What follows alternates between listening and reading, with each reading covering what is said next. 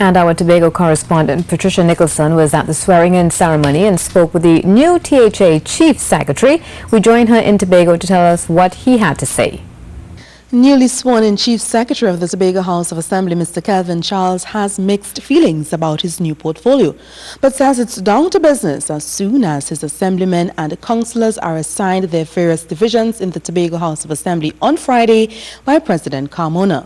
We caught up with Mr. Charles after the inauguration ceremony, where he also shared some matters he intends to deal with almost immediately. From anxiety to pride, to concern, to apprehension. It's a plethora of feelings because the task ahead is not an easy one. THA Chief Secretary Kelvin Charles following Thursday's 10th inauguration ceremony of the Tobago House of Assembly. Mr. Charles said some housekeeping must be done with his team before anything else could happen. Tomorrow, you know, they're going to be assignment of portfolios. Well, secretaries really. And then on Monday, there will be an orientation session for all the assemblymen and so on. And this is to ensure that as they take up their positions on Tuesday, they have a sense of the expectations of office and they have an understanding and a recognition of the kind of relationship that they need to foster with the administration, meaning the administrative staff.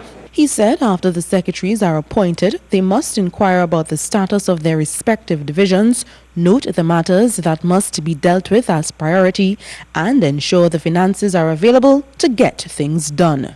We would move immediately to try to deal with the issues of tourism and agriculture, productivity, our education system, customer service. Those are some of the big ticket items that we would immediately take steps to initiate concrete actions on.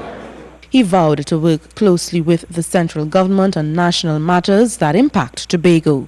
Well, I do have a crime plan as I speak to you, but of course, and you know that security is essentially a central government issue.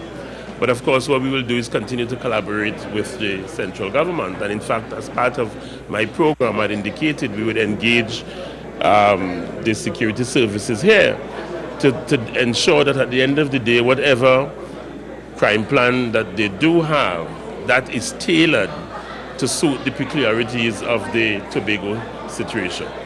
On Friday, the secretaries will be assigned to the various divisions of the THA. The swearing-in ceremony will take place at the President's house. Also taking the oath of office was PDP leader Watson Duke as minority leader of the THA. His assemblyman Fali Augustine, who won the Lansumi Palliative Speyside seat in the THA elections, and Dr. Faith B. Israel as minority councillor. Mr. Duke said he was comforted by the fact that there are people in the House to keep the Tobago House of Assembly intact. Minority Leader Watson Duke said his team will add a different point of view on matters to be debated in the Tobago House of Assembly. It's comforting to know that at least Fali, Faith and myself, we are in the House representing a large majority of persons out there who either did not vote or voted and did not get the results they wanted. So we feel relieved that we're in the House representing thousands of persons insofar as voicing their concern, given a different point of view from that which may be given by the PNM. He said his team will respond to matters based on what the majority puts on the table. However, he hopes crime would be treated as priority. Based on a scientific study done and data garnered, that crime will be a top priority. All right, because crime affects every single thing. It affects tourism, it affects agriculture, it affects education, it affects health. And for the year, we already have 2 gun-related murders and about 6 shootings.